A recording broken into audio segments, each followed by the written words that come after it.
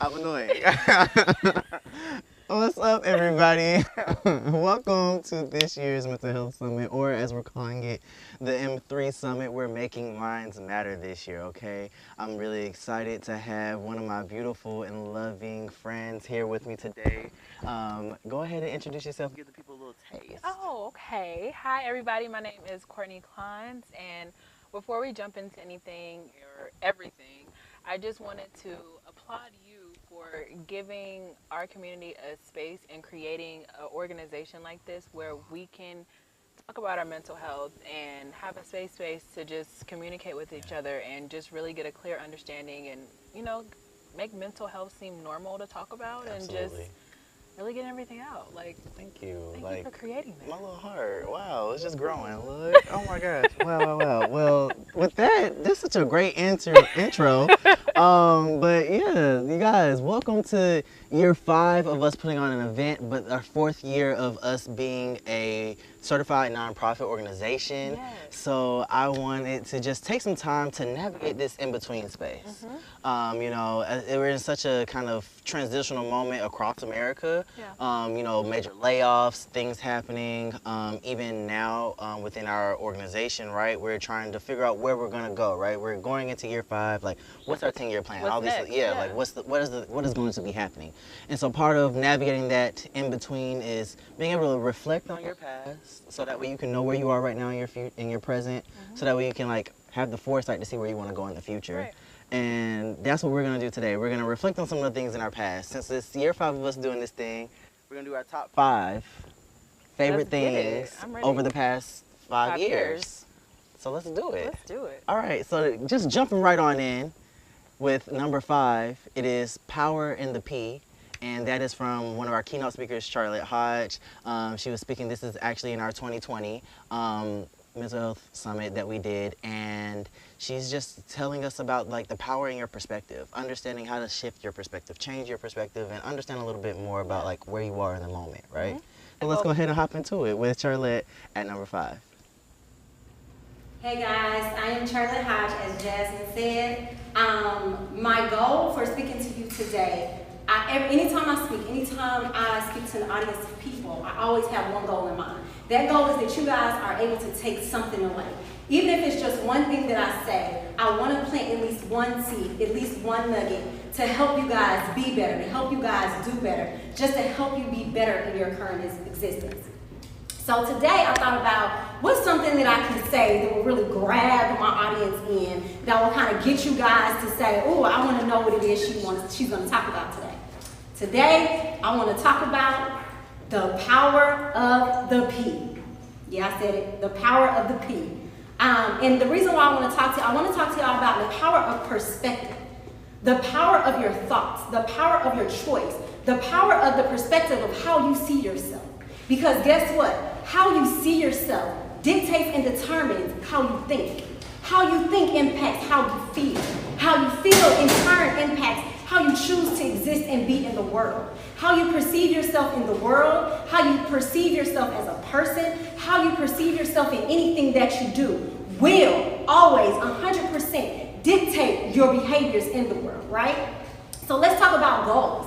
You set these goals, you have these things that you want to accomplish in life, but guess what? If your perspective is that your goals are too big, if your perspective is that the challenges and the barriers are too big for you to get to those goals, then you've already counted yourself out. So that's why I talk about the power of the P, the power of perspective. Now, if you view yourself with tenacity, if you view yourself with determination, then guess what? You will be great. If you view yourself as nothing, if you view yourself as always discounting yourself, then guess what? You will be stuck in the midst of what you see yourself. So, like I said, the power of the P, perspective, your thoughts, your feelings, and in turn, your behaviors. So I want to talk about a guy that my husband is a mentor to. This young man graduated from Sandy Creek High School, is now playing football at Virginia Tech. He said, as a high schooler, he said that I know I have favor over my life, right? He has already told himself that he is going to graduate from Virginia Tech in 3 years. He's going to go pro. He gets to Virginia Tech as a freshman. And for those of you who know football, you know that Virginia Tech is not a bullshit school to go to and play football, right? He went to Virginia Tech and is now starting. He is on his path, on his goals of what he set out and set for himself because of his perspective. Because he's standing in his greatness. He affirmed his greatness, and his behaviors are dictating his greatness. Y'all see how that was? So that's why I want to talk to you about the power of perspective. The next thing that I want you guys to be mindful of, let's talk about your hate. Let's talk about that nasty stuff. Let's talk about that negativity. You see people who are negative in how they be, in how they choose to be and exist. You see people who walk around with a negative lens. How do they operate? They operate in negativity. How do they exist? They exist in negativity because it is a mindset and it is a perspective. So if you choose to be and exist in negativity, then your behaviors dictate and set precedents for everything that comes after that. If you stand in your truth, you stand in who you are, and you know that you are great, your thoughts will say that I am great.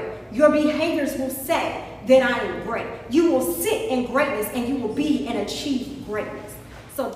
So yes, thank you so much, Charlett. That was one of our favorite things. And a great thing for you guys to be able to know is that all of these clips that we're showing today will all be re-uploaded to the Mental Health Summit's YouTube channel. So if you're not already subscribed, because hopefully you're watching it there right now, but if you're not already subscribed, go ahead, click that subscribe button, go ahead and give us that nice little like, what else do they say? The like, bell. comment, share. Yeah, hit that notification bell. The notification button, Yeah. We're budding influencers. What? Oh my gosh, who knew? No, I'm just kidding. But here we go with number 4. This is also from 2020. This is the opening number to 2020's Mental Health Summit. And dance has always had such a beautiful place in my heart. Your heart too, I know. We both danced growing up in church. So yeah, we love dance. It's always been a great outlet. But I just wanted to showcase that there are creative outlets as well. You don't necessarily have to sit down and be preached to or anything like that if you feel like that's what it is. And no, it's not. Trust me. But there's creative outlets for you as well to be able to take care and maintain a healthy space for you and your mind. Yeah, and I feel like with mental health, we have to realize that everyone's way of dealing with their mental health is different. It looks different. It may not be the same as yours. Some people like to get up and move their body. Some people like to be home with maybe a little ice cream and a nice movie just to, feel good. Like, that's something that makes them feel good. Like Corey said, like, for us, dance has always been like an outlet for us. Yeah. And I feel like it's important to have something like that where you can just go and clear your mind and just really feel free. So even with this opening number, like, it was just beautifully done. Like, you can tell, like, I don't know, like, me just watching it, like, I felt like my mental health just, like, instantly was like, it was a breath, right? I'm good. I'm peaceful. Like, yes. I'm okay. Yes, it was so good. So shout out to the choreographer of that number as well, Ashley Blake of ABC Services, and Lea Nelson. They did such a great job doing that, and we're not even going to waste your time anymore. Just go ahead and look at it.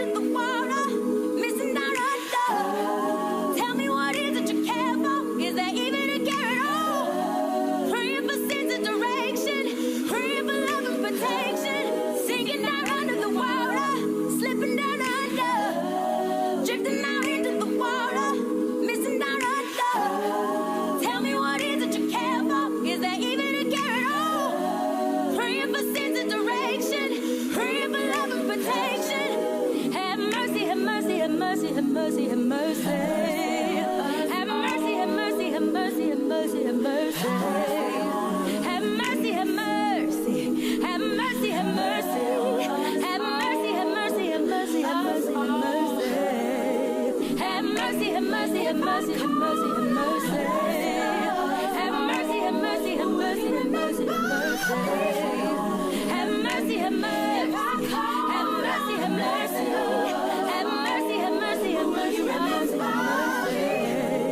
Have mercy, have mercy, have mercy, have mercy, have mercy. Have mercy, have mercy, have mercy, have mercy. If I call, have mercy, have mercy, have mercy, have mercy. Have mercy, have mercy. If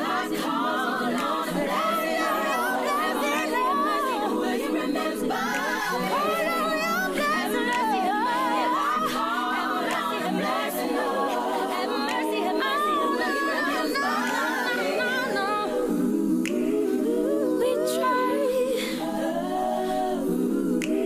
mercy, if I call, have mercy,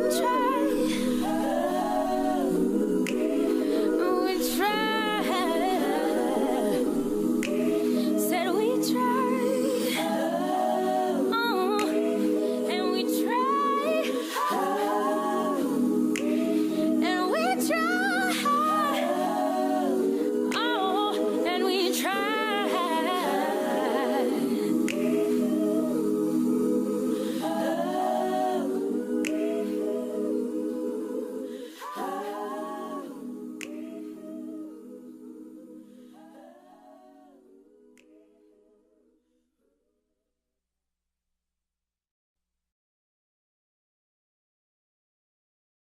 Right, and that's number 4. Like, shout out to them. Shout out to those dancers. We actually had some like heavy hitters in the building too on that one. So like, shout out to them. You guys, again, these videos are going to be uploaded. So like, thank you guys so much for donating your talents and your time. Okay. Let's get into number 3 though. Number 3. Yes, we had a round table discussion. So we're moving up one year, 2021. And we had a round table discussion led by our girl, Charlett. You guys, if you haven't figured out by now, we love our girl, Charlett, over here, okay? We love you, girl. Shout out to Open Dialogue LLC that she has going on. So she's a massive, massive help in everything that she does to help us out here at the Mental Health Summit. So she led a roundtable discussion, and these kids, these I'm talking about kids like they're little kids, they're our age, but still, these guys were like just so helpful. They were talking, and you know, like, what do you do when you want to talk and you don't necessarily have the professional help, but like you know that you have friends, so you don't want to like trauma dump, but you want to talk to somebody. Like, what do you do? I think for me, what I find myself doing, and even in that video, you'll hear her talk about it a little bit too, is kind of asking my friends, like, do you have the space or the time for my trauma, my problems, my drama? Like, do you even have the space to hear all this? Like, are you okay to hear all this? So I think by asking that first is opening a space to let them know or make them feel like, okay, like, I'm actually having a day too. I really can't do this right now, but you know, maybe we can talk about it later. So that way nobody feels like, oh, you weren't there for me, or you weren't listening to me, or you didn't care how I felt and you just dumped everything onto me. And I feel like it kind of helps in friendships because sometimes we don't really realize, like, you call up your friends and you're like, girl, and then you're talking for an hour about all of your problems, and she's probably like, you don't even know the day that I had, or did you ask? So I think, like, for me, especially when I don't have a therapist, I need one, so I'll be, you know, calling somebody soon. But, you know, like, ask your friends first. How do you feel? I'm that person. I will ask, like, shout out to the dog. As y'all can see, we in the backyard with it, okay? Because, look, we navigate the in-between. We got to use what we have, okay? And figure it out. He's navigating as well, obviously. Yes. So applicable to so many aspects in life. But yeah, no, with my friends, I'm actually I'm solutions oriented. So sometimes even when my friends do ask me like, hey, can I talk to you about this? And I say yes, but then I also have to be within myself to know, like, is this just you needing to vent, or is this you needing a solution? And because I'm that person that automatically goes into like, how can I solve the problem? Versus, okay, like, let me just listen. Let me just be an attentive ear for you and just like be that person. So I that's feel something like that I have to think about. really important. Yeah. That we really don't think about sometimes. So, yeah. Yeah, that's why, like, for the longest, my friends were like, don't call Corey if you ever need to cry. Because Yeah. I'm like, okay, what are you crying for? And it's like, no, How no, do no, we like, how do we fix it? yeah, and I'm like, but it's not, no, no, Yeah. no, just cry. It's okay, let it out, release. Yeah. Yeah, so let's get into it with them at the number 3 spot, talking about everything, honestly. Really? They get really deep into it, but we're going to play that clip for you right now. My name is Charlett Hodge. I am a licensed professional counselor. We have Ernest and Khaja here today to have a conversation around all things mental health, especially as it relates to COVID. And over this last year, with being shut down, how that impacted us, right? How that affected all of us. Also now with the numbers being really high and the possibility of things shutting back down to kind of get those numbers down. So we just want to have a conversation surrounding all things mental health and how it pertains to the shutdown and how that impacted our life. So the first thing I want to ask you guys, I know a lot of people, of course, suffered a lot of loss, right? And a lot of deaths due to COVID during that time. But I think one thing that we don't talk about is how our friendships and how our relationships changed with being shut down and us having to navigate our own lives with being shut down, but then wanting or trying or not having the capacity to show up for your friends. So did you guys incur any issues or things where you kind of saw your relationships doing some weird stuff? For me, I would say that especially, well, once the pandemic hit, at the time I was working for a dental office, so I got furloughed from my job. I was at home by myself, trying to, just figure out what my next steps were, trying to be productive. And so once I kind of got into the mode of the mindset of like, I'm at home, what do I do? Like, and I sometimes tend to like draw back. So for me, I would watch my phone ring and like, just be like, okay, like I'm not going to answer it, or I'm into this. I don't feel like talking. I don't feel like having to carry on a conversation or be sociable. So for me, I just kind of had to let people know, like, don't take it personally. Charge it to my head and not my heart. It's not that I don't care, but like sometimes I need just that time for myself, and then just kind of holding myself accountable as well to be like, okay, no, go ahead and answer the phone. You need to talk to somebody. You need to be here for people the same way that you would want them to be there for you. So it has to be a little bit of a give and take. And I just kind of had to be real with myself, like, get it together. Oh my goodness, I completely agree with that. I'm the bad texter of the group. I ain't gonna lie to you, I'm the bad texter. I'm the guy that's not really the best at communicating. So once we went on lockdown, it just became so much more difficult for me to even reach out.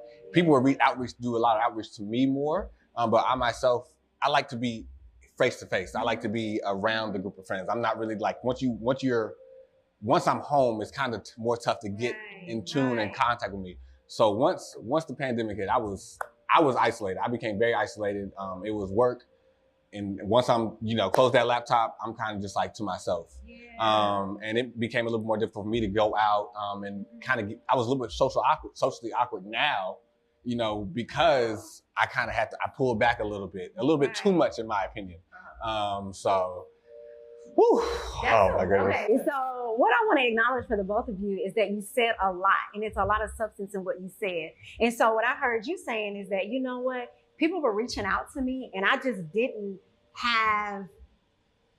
feel like it, right? And there was no excuse, or it wasn't because of anything. It was just like in that moment, I may have been captured by watching TV and I just didn't want to answer the phone, right? And so I think on the other side of that, what I think for a lot of people it showed up as is, oh, you're acting funny, or, oh, I need you and you're not here for me. And I think it was important, and it is important even now, for friends, everybody to really understand, like, you know what, some days I'm not even present for myself. Yeah, sometimes I just don't have it. I don't have the emotional bandwidth I just don't have, but I think like you said, for me, I had to really like force myself to say, okay, you can't be like this all the time, because there are gonna be some times where you have to say like, let me pick up the phone. I haven't talked to this person in a while. Let me check on them and see if everything is going okay with them, because the last thing that you want is to say like, I'm not in the mood, or I just need the space to myself. And then something happens. Life is so short. This may have been the last phone call or the last text message. And so sometimes you have to kind of put, I hate to say that you should think like that, but you just have to be realistic. Like, I can't always put people off. And then sometimes you'll be glad that you answered the phone. Maybe your mood was down and maybe this person really like brought you up and you didn't even really expect, you know, to feel like that. So I think that's important. That was the best thing when you actually got to the phone. I was like, oh, it's cool. I love talking to y'all. It's all good. No problem. No problem. Hey, what's up? How you doing? What's up? But before that, I was like, I don't know if I should pick up right now. You know, this Netflix show is really busting. I don't know if this is, you know. But that's okay, right? And I think sometimes we feel guilty, like, for doing that. But one thing that I think helps and can help in relationships is that, like, when people are reaching out or people are texting you, it's okay to text them back and be like, hey, I don't feel like talking. Are you okay? Right? Because then, like you said, that gives you the space to open yourself up to, like, wait a minute, you good? Everything okay? You're not over there in a crisis. I don't feel like talking, but if you really need me, I will lend myself to you. But I'm just not in a space where I really feel like talking. And I think another thing that happened that I saw a lot in therapy with people during COVID is we call people and we unload and we unleash on people. We don't ask, hey, is this a good time for you? Are you in a space where you feel like helping me navigate this? Or are you in a space where you feel like hearing me vent, right? And so, I'm sorry. No, go ahead, Ernest. So I had to get a therapist because I found myself like kind of venting to friends. When it's like, oh, how's your day going? It's like, oh, let me tell you, I got a list for you now. You want to hear it? Now, it was just like doom, doom, doom, doom, doom. And next thing you know, I'm like, oh my goodness, I gave you such negative energy that now you don't even want to talk to me anymore. And I can understand why, because my day is not going well. So I found myself having like, I need to contact somebody. I need to actually get a therapist. And sad to say, I did not get a therapist during the pandemic because once we finally kind of got out, I was like, all right, let me contact somebody and get a therapist. Because when I found myself out now, it was a little bit more difficult to be social because I missed some of that time up. I think I messed that time up with them because of what I was doing, you know, my venting. And so you have a therapist, or you're seeing one now? I'm seeing one now. I need one. And I feel like I seriously need one. I had so many different things happen between 2020 and 2021 that, like you said, sometimes, you know, people call you and then you're just, it's like a diary or like a, you know, like a, just regurgitating everything. You're just letting it out. And it's not even that you mean to, but you just need somebody to talk to. And so, you know, you go through those moments where you don't want to talk, but then you have those moments where you need somebody to talk to and you feel like, you know, now everybody don't want to answer the phone. I'm the one who's never answered the phone, but now other people don't want to answer. But I think like seeking that out and being able to find that, so you have somebody that you can do that to. So when you speak to your friends, it's more of it's a little bit lighter. Yeah, it's lighter than heavy. And not that you can't have those conversations with your friends, because I think that can be good, especially for your friends to know about the things that you're going through and how you're feeling, but not every single time, you know? Right. Because then it gets to the point where it's like, oh, this person's calling, all they want to do is vomit in the mouth. All they want to do is unleash and unload because they don't have that other space. And that's why we talk about the importance of therapy, right? Because then it's our job as therapists when you guys come and vomit on us, but we welcome it, right? We're like, come on, give it to me, vomit on me, I'll just wipe it off. But the thing about it is the vomit that you're giving us is our job to help you kind of clean that stuff up, right? So that it's not vomiting, and so that you're starting to purge your emotions and your feelings in a more healthy way, right? And unpacking all those layers and all that stuff, because really that's what it is. It's like, I got this, I got that, I got this, I got that, I got this, I got that. And a therapist sits in a space to give you realm to get all of that out and dissect it for you, right? And then start problem solving. Like, how do we fix this? How do we get to where we're going to be able to unpack this in a way that works for you and is healthy for you? Right. So my question is... All right. So that was number 3. So shout out to them for that loving and very like candid, open, candid conversation. Yeah. That was really, really good. Now we're going to move into our number 2 spot. And we're going to be talking about triggers. Lord. Okay, not those kind of triggers. We're talking about mental triggers, and it's actually a conversation from our mental health summit last year. So last year we did some new engaging kind of media and content, and this conversation was just a sit-down conversation with a holistic mental health specialist, where we just kind of talked about like what are triggers, because last year I feel like social media really threw that word triggers out there. It was just like overusing it, and we wanted to know, like, actually define what triggers were and how can we like be there for people in our friend group. So what are some triggers for you?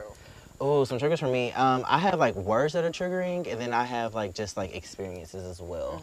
And so sometimes when I'm in certain environments, I'm kind of like, okay, well, this is like taking me back. And so then I'm just have to take a moment to really just like woosah, and it's like you're not in that moment again. You're okay, and just kind of like keep it going. And even sometimes if I do feel like I'm not okay, I'm like, you know what, this actually isn't okay for me.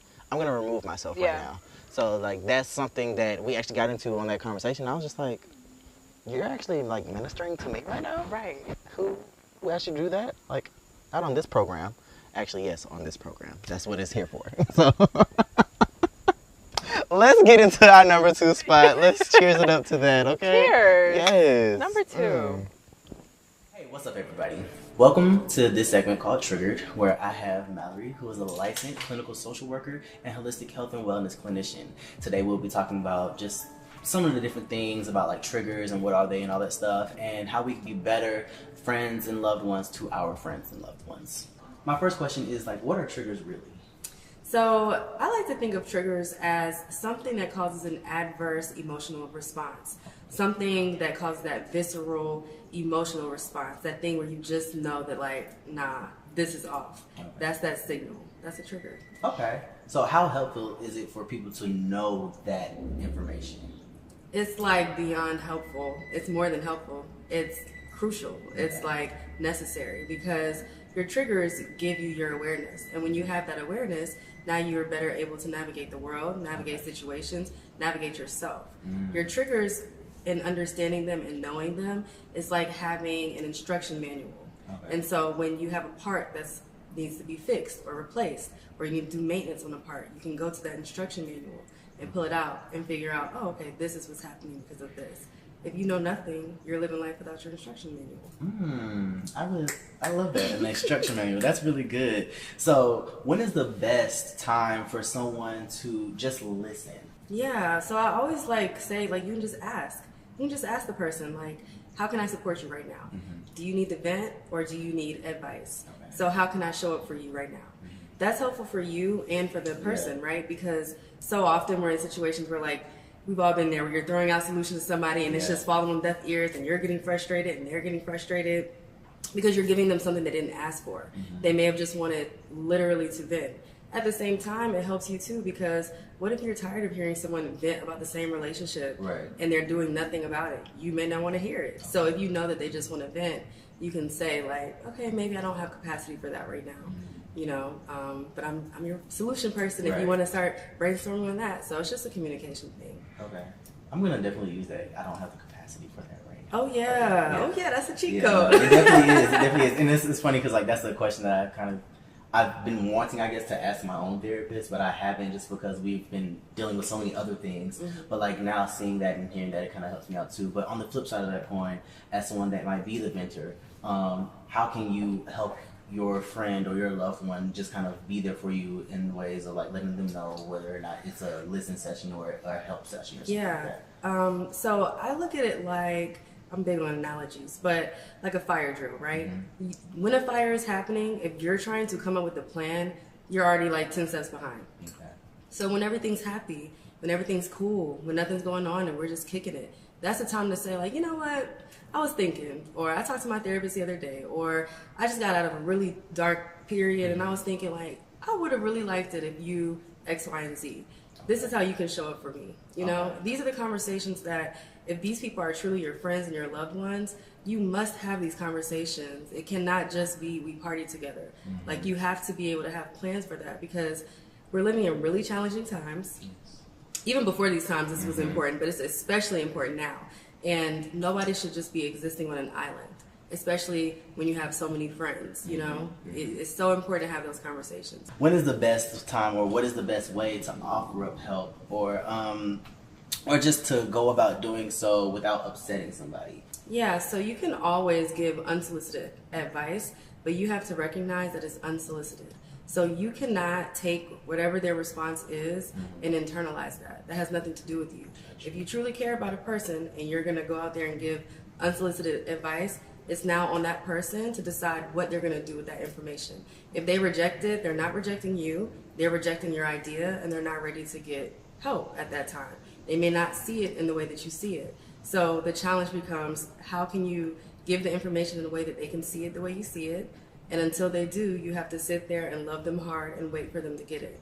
This happens a lot of times when people do have struggles and they're just not ready. You know, everyone moves in their own time, and so you can't force someone to get help or to see it your way, but you can communicate. You can be there for them unconditionally. You can love them. And then also being empathetic, right? Thinking about how you would want someone to come to you if you were dealing with something. So let's say a relationship that's abusive, toxic, whatever. If you were in a relationship that was abusive, toxic, you're still in the relationship. There's some part of you that is emotionally attached to the relationship. So it's easy on the outside to say, you need to just get rid of them and don't be with them. That's not empathetic. That's not thinking about what is this person actually going to? What is this tie that they have? What are the, you know, the financial reasons why they're still in this situation? Or maybe they have some other bond that's, you know, happened over the time. Maybe there was a loss in the family and the person was there. All these kind of things. So just thinking of the other person and their situation, and not only seeing it for what you want out of the situation, if that makes sense. All right, so number 2, triggers. Thank you so much, Mallory, for that. I hope you guys got something out of that. And, you know, let's just keep the ball rolling. All the way. We finally made it number 1. Oh my gosh, wow. Number 1. So fast, so quick. I know. But it's been good recapping. It has been. To look back and to really figure out, like, how to navigate the in-between by just looking back how far you've come, where you're at in the present, where you're going to next. Where are we going next? We don't know, but we're going to find out. We're going to find out, Yeah. but maybe after number 1. After number 1, where we're talking about biofeedback, also from last year's Mental Health Summit.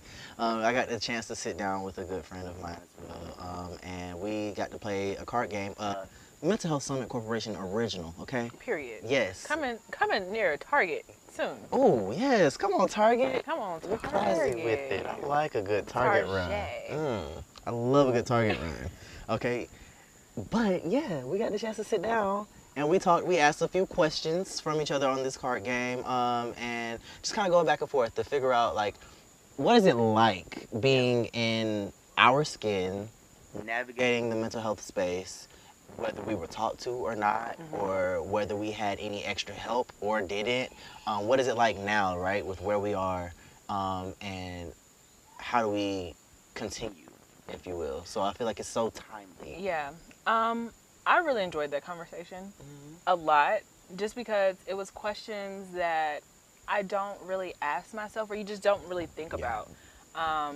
Like, did anybody teach you how to deal with your mental health? And that was the number 1 question, like, starting off that way. And I'm like, I don't think anyone really taught me how to deal with my mental health. Of course, like, you know, I come from a religious background. My mom is Christian, my family's Christian. We believe in God. So, of course, it was, you know, pray and everything. But sometimes, like, in your physical, you know, like, and mental, well, physical and mental together, you need something more while in that prayer, I guess you could say, because sometimes you may not have the strongest faith at that moment because you're dealing with so much. Like, we're going to be honest, we all go through those times. Or when you just feel like something is just so much, and it's just like, with prayer, like, what else have you been taught to deal with your mental health? And I don't think, other than that, I was really taught anything else. So I really loved just answering those questions myself as you guys were asking them, and, you know, giving your answers and your feedback. So I really did enjoy that, because put in a new perspective for me. Bringing it back to, you know, full circle. But yeah, I like, that was I smiled and I felt calm, and like, just with both of you being so open and honest, And I'm gonna say it, like, you don't really see two men, black men, being that open and honest about mental health. So it was good to see. I love that. Yeah. No, thank you for that, for real, because it was very, you'll see in the clip, but I said, like, at the end how I kind of felt like a little, like, I was like, I got a little, like, kind of anxious or whatever, but I was also still at the same time very, like, happy to be sharing. Yeah. So it's good to have those conversations, and this is not only one of my favorite clips, but also a lot of you guys' favorite clips as well. When we first kind of went through and premiered it last year, everybody was like, oh my gosh, I love this so much. When can we have it? When is it gonna be more? So, you know, if you guys do your big one on this one, and you never know, we might be having a card game coming to you, or we might be, you know, having more people sitting down in the hot seats. In the hot seat. Yeah. The mental hot seat. Yes. Answering those questions. You know, having those conversations. Yes, it's much needed. And, you know, without further ado, let's get into number 1. Thank you guys so much for that, and I hope that you enjoy it. Biofeedback in the mental health profession means how your body responds to situations of high stress. The Mental Health Summit's take on biofeedback can be observed in this conversation taking place between two friends around the topic of, well, mental health. Let's take a peek. Ready? I'm ready. Okay. All right. First question. How were you taught to deal with your mental health, and who taught you? I don't think I was taught to deal with mental health. Is that a thing?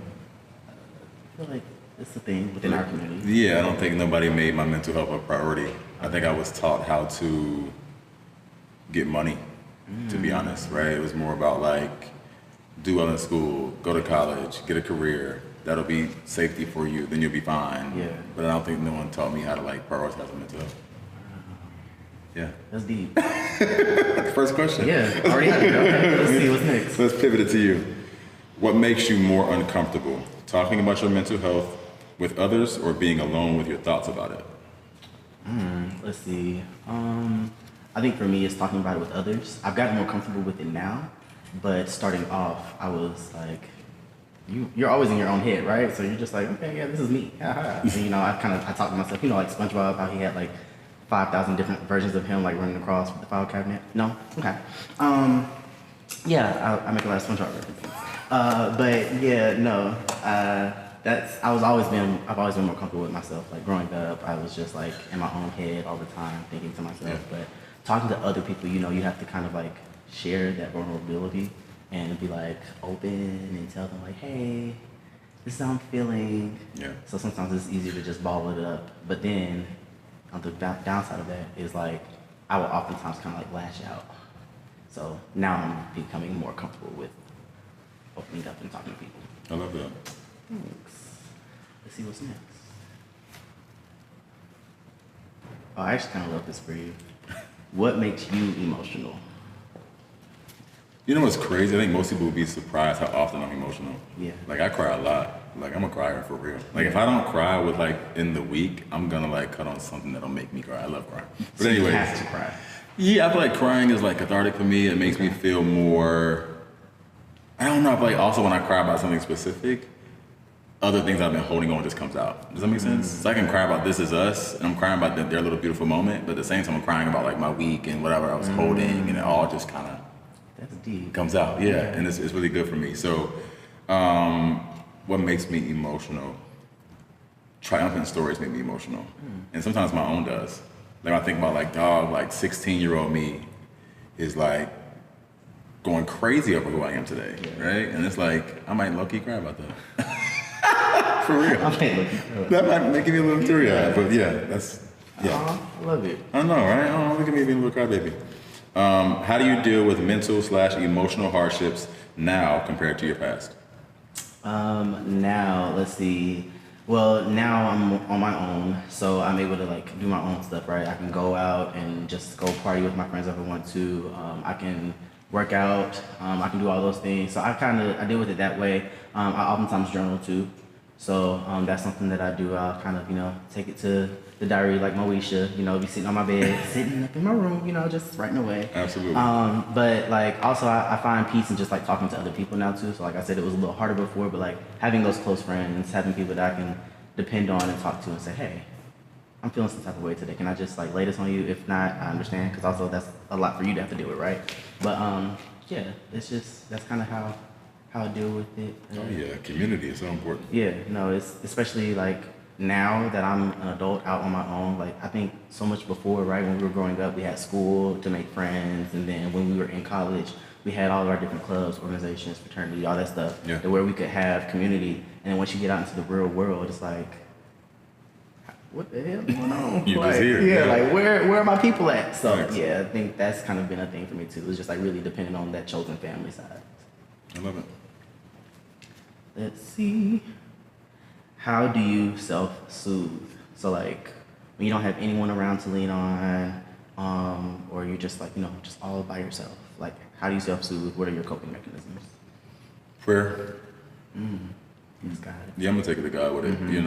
I think that's been my refuge in all the things. It's like, yo, God, what are you trying to get to me? I'm actually in that season. Yes. Right now. Same. Where I'm like, God, like, what is this? Like, I think I could be a little bit like over-analyzing a little bit, but at the same time, it's like whenever in those quiet moments, like, God, what is this? Because in the past, you asked about coping mechanisms. And in my past, I think I ran from it with a whole bunch of different activities, right? Like hanging out, all that kind of stuff, I'm not saying hanging out is bad, but when I would feel like there was something that was like on me, instead of dealing with it, I would find something to run from it, And now in this season, it's like, dude, I need you to face it. I need you to get with it. Yeah. And I think also growing up, we learned, from me at least, you learn how to be happy and mad. That's kind of the full extent that they give you, right? You can be angry, and anger is rarely anger, right? It's usually like something else. Yeah, discomfort or embarrassment, blah blah. And so like now I'm like, where I want to get angry about not having access to this or doing this or disappointment, I sit in what it really, really is. And it's been like really, like dope. Like, yeah. And a little emotional, but I ain't gonna cry. I'm definitely not gonna cry here. You can cry here. This is what this is all about. Not tonight, not today. What? Listen. What do you wish for my mental health and well-being, and why? For me? Yeah, for you. Okay, wish me something. What's that? Let's see. For your mental health, I wish for you. I'm gonna wish for you to have like peace, happiness, prosperity. I know that you're doing a lot of things on your own, like platform and all that stuff. So I think that's really dope. And sometimes when you're creating so much for other people and all that stuff, sometimes you get a little caught up in that, and then you don't have anything for yourself, anything left for yourself to give. So I'm gonna wish for your mental health that you have some peace, that you have some alone time, that you have that to give to you, not to anybody else, but something for you. That was so beautiful. Oh, little love. For not you, both of us going to the shirts with it. I'm like, Let's see. Oh, it's you. Sorry. Oh, you were just. I'm getting greedy. It's all good. I think this is gonna be our last question. Let's see. Okay, sure. And we can both answer this. Okay. How did this conversation make you feel, emotionally and physically?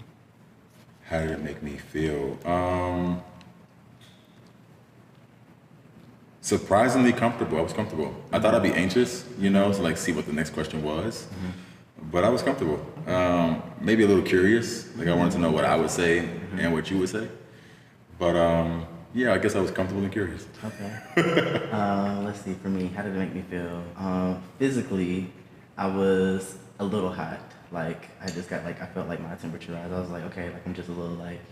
Okay. It's just us in this like infinite space, right? But I don't know. And then after we kind of got into it, I relaxed. I was like, okay, yeah, like this is good, It's just two buds, two friends, two pals, chaps, mates. Don't you do? Okay, that's. I don't know why wasn't homies part of the list? Homies? Buds? I don't know. I don't know. So okay, I actually have a real issue with the word buddy. I don't know why it came out, but I don't like. But you also buddy. abbreviated it. And you gave buds. Yeah, because I don't like the word buddy, so I said buds. But Okay, buds it is. You want to be homies? I'm not mad at buds. I guess I just was surprised Oh, that yeah, we gave a homies whole are list of things. Pals was there, no homies. But okay, whatever. What does homies mean to you? I don't know. Homies just felt a little black. You know what I mean? Okay, so you want to keep it buds, black. We're gonna always keep it black and keep it brief. Okay. Shout out to Renee. Love it, but yeah, no. So physically, that's how it made me feel. Emotionally, it made me feel. I was very happy. I think it's been a minute since you and I have like just had like a conversation like this. So I was really happy to like just sit here and have this conversation with you. I love it. Yes. Well, thank you. Of course. And that's a wrap. All right, so you guys, we've come to the end, and I am actually very happy about it. It's been so great, like you said earlier, to just sit back, reminisce, see what's going on. That's why I wanted us to just kind of chill on the back porch with it, you know. Have a conversation. Yeah, just between two friends. Two friends. You know. You know. Just ordinary people. She's just a girl, I'm just a boy, and we're just doing it. You know? Hey, no copyright infringement to Nike, though. Please. Please do not. Please. Don't come for us. No. But with that much being said, you guys, we are an actual nonprofit, and just like we don't have the money to fight Nike, we need to have a little bit of money to fund these things that we're doing right here, okay? So you guys, the donation link is open. You can go to thementalhealthsummit.org to find out more ways to donate, and if you want to give us your talents, let us know. If you want to give us your time, let us know.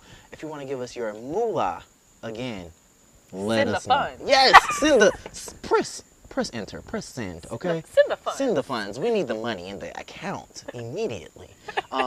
It goes towards being able to put on these types of productions. It goes towards our mental health therapy fund as well. Every year we like to try and send at least one person to therapy or help them out with going to therapy if they may not have the means to be able to do so, because unfortunately, therapy, mental health maintenance is treated like a luxury and not like a necessity.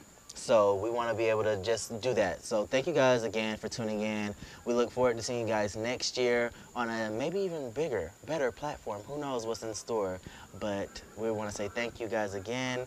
Sit back on the porch a little bit more often with your friends. I know. And just have a chillax, conversation. because we've actually been loving it. Our cute little drinks. Yeah, nice you little know, summer. Mocktail. Summer refresher. So it's been great. It's been a lot of fun. Thank you guys so much. We love you. And we'll see you next year. Peace.